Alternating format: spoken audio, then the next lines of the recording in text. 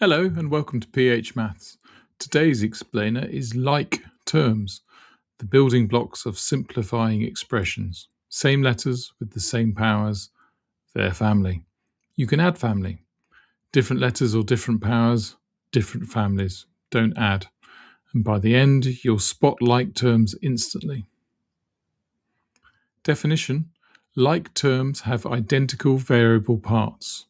3x squared and 5x squared are like. Same letter, same power. 3x and 3x squared are not like. Same letter, but different powers. And 3x and 3y are not like. They're different letters.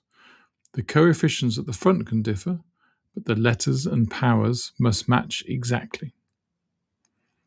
Key insight: you can only add or subtract like terms. So 2x plus 3x equals 5x, yes? 2x plus 3x squared stays as it is, because those are different families and you can't combine them. The same rule applies in more complex expressions. Split into the family groups first, and then combine within each group. Common mistake: 2x plus 3 is not 5x. The 3 is a constant. It's not in the x family.